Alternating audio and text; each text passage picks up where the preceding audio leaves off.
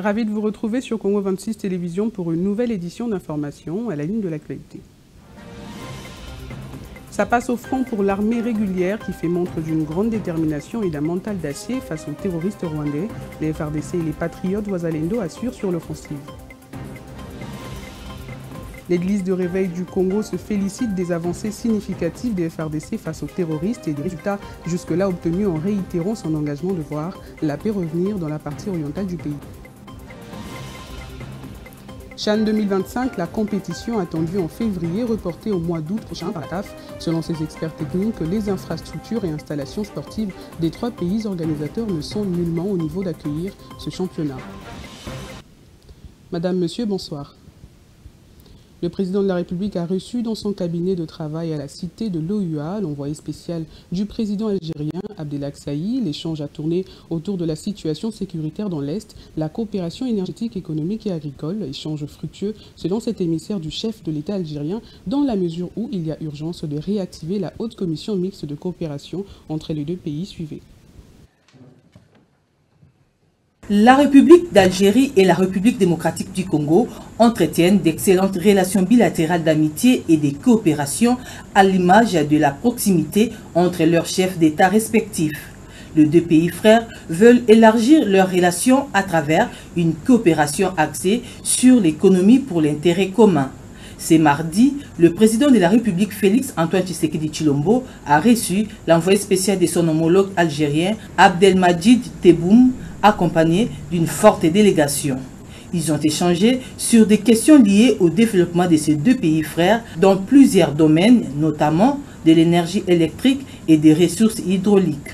Il est aujourd'hui primordial qu'on réactive la haute commission de coopération entre les 2 pays, pour la bonne raison que ce que nous voyons dans le pays, dans la République du Congo démocratique, beaucoup d'axes de développement qui nous intéressent et nous pouvons donc profiter de cette bonne expérience de votre pays. L'Algérie a été toujours pour la cause juste et nous avons toujours parlé de la paix et la stabilité en Afrique. Je ne pense pas que notre pays soit à côté de cette question. Le chef de l'État s'est montré favorable à la mise sur pied d'une commission mixte qui devra travailler sur la question relative aux axes de coopération entre Alger et Kinshasa. Les émissaires du président algérien ont quitté la cité de l'Union africaine avec un sentiment du devoir accompli. Les forces armées de la République démocratique et les patriotes Wazalendo se comportent très bien sur les différents fronts offensifs ouverts au Nord Kivu, dans les territoires de Lubero, Massissi, Rutshuru et Nyiragongo. Les terroristes rwandais subissent la puissance de feu de l'armée régulière. Les hommes de Paul Kagame ont été délogés sur plusieurs fronts. Suivez. C'est depuis le 13 janvier que la cité de Luofu, dans les territoires de Lubero, a été libérée par l'armée régulière. Après cette victoire, les forces armées de la République démocratique du Congo et les compatriotes Wazalendo ont récupéré hier, mardi 14 janvier, les villages de Katsiru et de Jetene, ainsi que la grande agglomération de Nyanzale dans la chefferie de Bwito, c'est en territoire de Rutshuru. Cette offensive contre les terroristes rwandais s'est poursuivie également dans les territoires de Nyiragongo, où les FARDC et les Wazalendo ont repris le contrôle de la colline de Nditi depuis ce mercredi 15 janvier. Romain Kaourwa est l'un des notables du territoire de Massissi. Il invite toute la population congolaise à soutenir les FARDC et les Wazalendo. Notre armée s'est relevée avec les jeunes résistants. Ils se sont relevés et à l'heure où je vous parle, moi je suis sur le terrain à Sake, l'ennemi manque où passer. Et je suis venu par un seul but. Le but était d'encourager seulement nos forces qui sont en train de se maintenir sur le terrain. Alors, ici, je suis avec toutes les forces et ils maintiennent encore leurs forces devant l'ennemi et l'ennemi ne sait plus où passer. Et la promesse que j'ai reçue de la part de nos forces, c'est que, en tout cas, l'autorisation de frapper l'ennemi a été déjà déclenchée. Et pour la population, je dois rassurer la population que l'ordre a été déjà donné pour étouffer l'ennemi jusqu'au dernier retranchement. Et donc, à l'heure où je suis, je peux rassurer l'opinion nationale qu'internationale que demain n'est pas aujourd'hui et aujourd'hui n'est pas demain. Et donc, l'ennemi là où il peut commencer à rebourser chemin jusqu'au Rwanda. Nous ne voulons pas encore ce vocabulaire du cessez-le-feu. Cessez-le-feu pendant que la population est en train d'être massacrée, pour nous, en tout cas, ça ne nous enchante pas. Et donc, notre armée doit savoir qu'il n'y a pas une nation sans l'armée. Et donc, l'armée doit défendre jusqu'au bout, en fait que le pays soit respecté par le voisin. Et pour la population de Massissi, puisque je suis dans les Massissi ici, là où ça crépite maintenant là, la population doit toujours accompagner. Ces multiples victoires des forces loyalistes marquent une nouvelle étape pour traquer définitivement les terroristes rwandais RDF M23 sur plusieurs fronts au Nord Kivu. Dans un contexte où Kigali s'entête et sabote les appels de cessez-le-feu, face à lui, une armée congolaise déterminée au front avec de grosses prouesses. L'Église de réveil du Congo se félicite du comportement des FARDC et des patriotes dans la défense de l'intégrité du territoire national. Elle réitère son soutien à l'armée et en appelle à la confiance de la population. Suivez sa déclaration dans cet extrait choisi par Ebenezer Bwanga. Nous recommandons à toute notre population habitant les territoires de Nord Kivu, Sud Kivu et Ituri, et particulièrement les territoires sous occupation, de dénoncer tous les mouvements suspects et de soutenir la marche dans l'effort de nos vaillants soldats. Encourageons le chef de l'État en ne ménageant aucun effort pour la reconquête des territoires sous occupation, en disponibilisant des moyens nécessaires afin de renforcer nos vaillants soldats et Wazalendo engagés au front, car nos agresseurs ont planifié et occupent les territoires que nos populations abandonnent en fuyant les atrocités de la guerre. Une manière d'exécuter la balkanisation tant décriée de notre territoire national.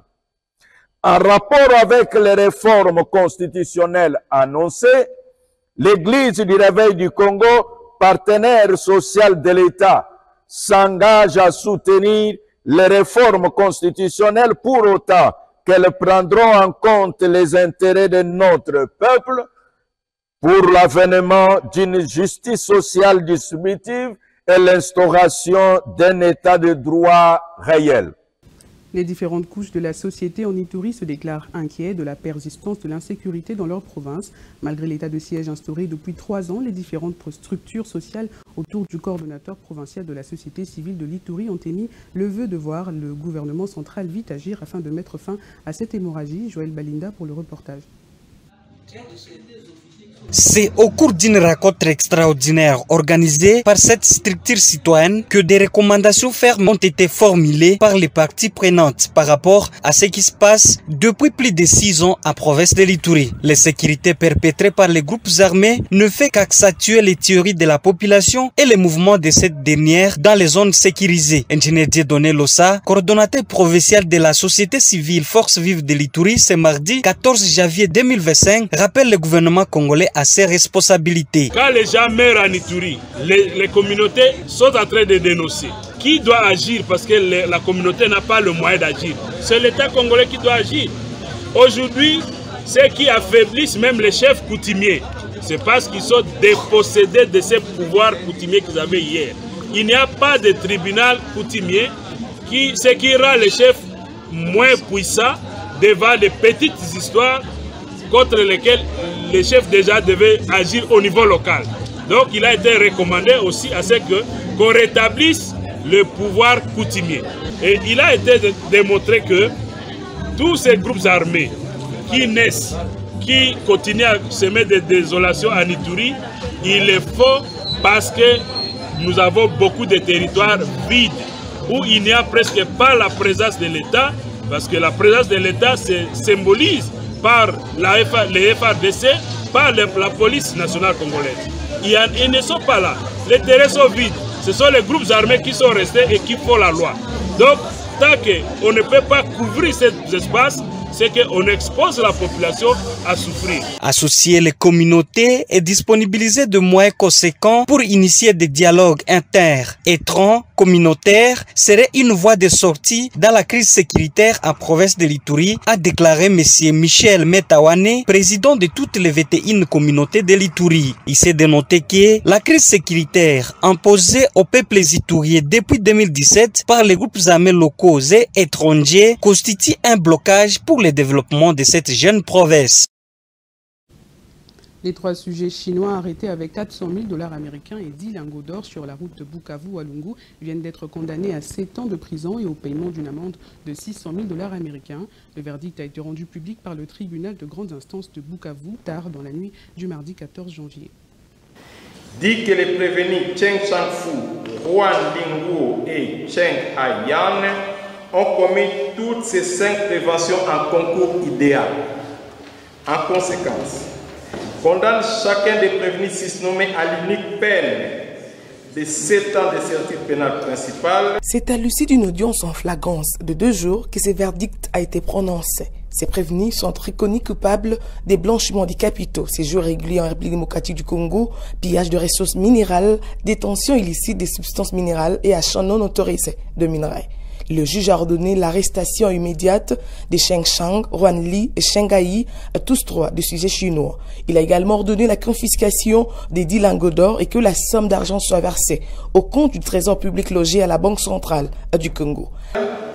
Et au paiement d'une amende dont le montant en francs congolais est l'équivalent de 600 000 $ américains.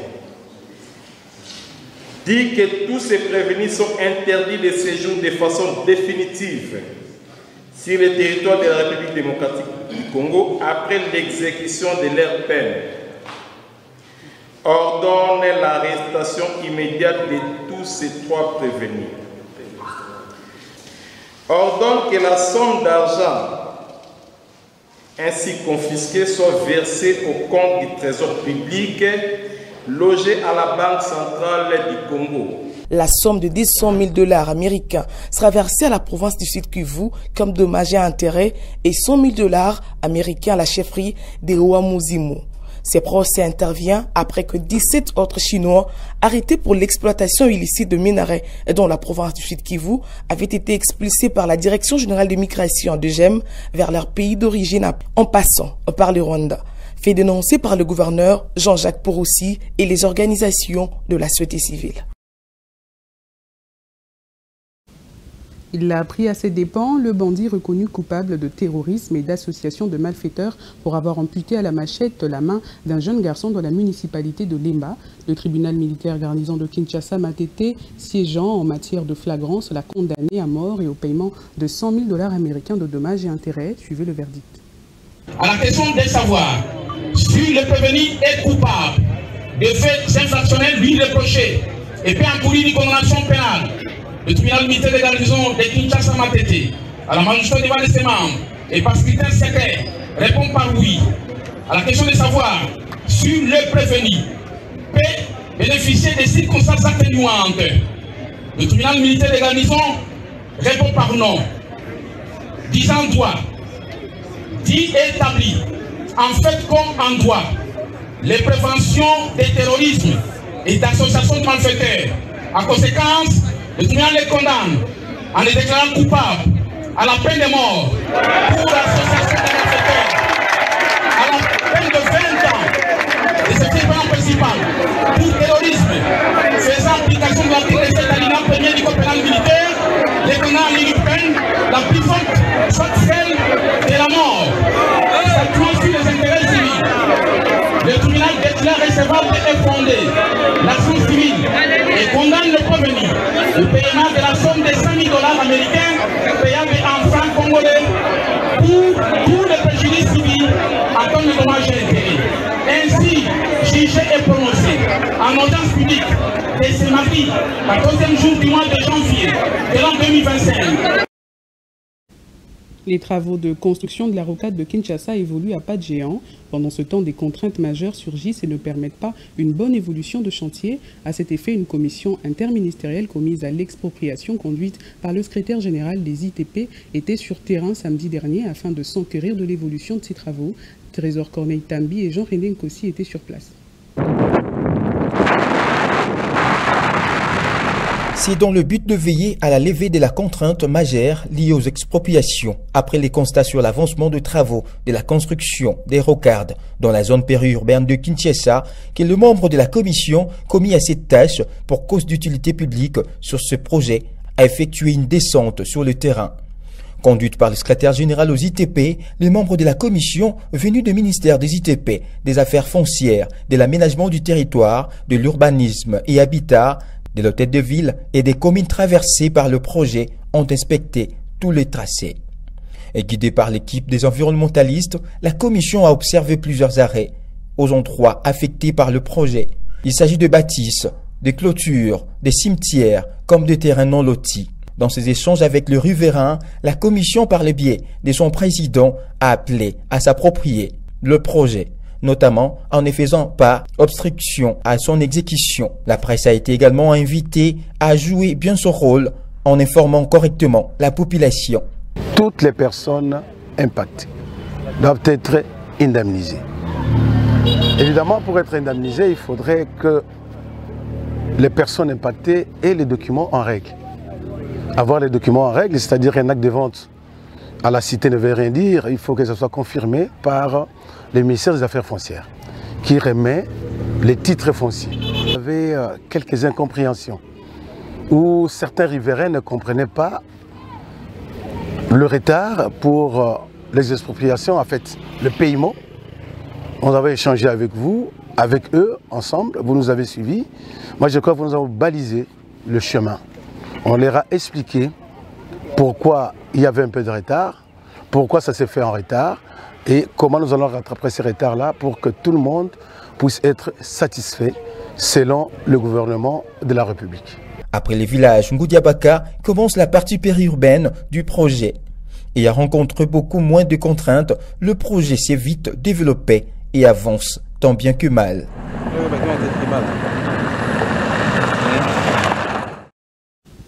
Dans la province du Kwango, plus précisément à Kenge, l'Office des voiries et drainage a entamé des travaux le mardi 14 janvier 2025 de lutte contre les érosions qui mettent en péril plusieurs infrastructures et habitations. Les efforts se concentrent sur l'érosion et pommes, l'une des plus menaçantes de la ville. Faisons de la lutte anti-érosion la priorité des priorités. Au regard des dégâts importants enregistrés à Kenge, le gouverneur de la province du Kwango, Willy Bitusila, veut, selon ses dires, le perte de vies humaines occasionnées par des déplacements de familles pour des manques d'habitation. C'est un défi majeur, non seulement pour la ville de Kenge, mais aussi pour d'autres localités de la province du Kwango, a déclaré les autorités provinciales.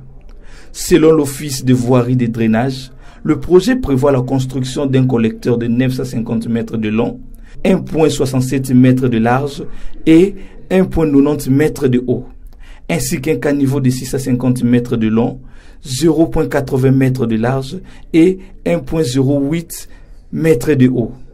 Ces travaux, qui devraient durer 4 mois, visent à freiner la progression de l'érosion et à protéger la zone à risque. Rappelons que la ville de Kenge compte une vingtaine de têtes d'érosion actives, dont certaines comme Epom, Fourrage, Masikita, Lumba et Saint-Esprit sont particulièrement menacées. Ces phénomènes naturels, souvent aggravés par le manque d'aménagement adéquat, continuent de fragiliser les infrastructures locales et de perturber la vie des habitants. Après l'avoir reporté de 2024 à février 2025, la 8e édition du championnat d'Afrique des Nations est de nouveau reportée pour le mois d'août 2025, selon l'annonce de la Confédération africaine du football qui a justifié sa décision par un problème logistique. Tout n'est pas prêt à 100% pour l'organisation de l'édition 2024 de cette compétition.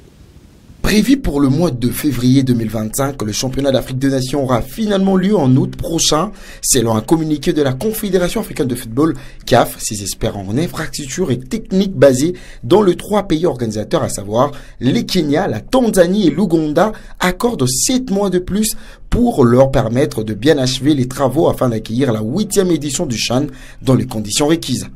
Cette décision a fait couler beaucoup d'encre et de salive dans le monde sportif, mettant la CAF devant l'embarras. Le président de l'instance du football africain semblait être optimiste quant à l'organisation durant l'année en cours, malgré ces énièmes reports suite à la situation présentée par ses experts. Les reports est différemment interprétés, des questions pleuvent sur la notoriété de cette compétition après plusieurs reports déjà enregistrés par le pays organisateur.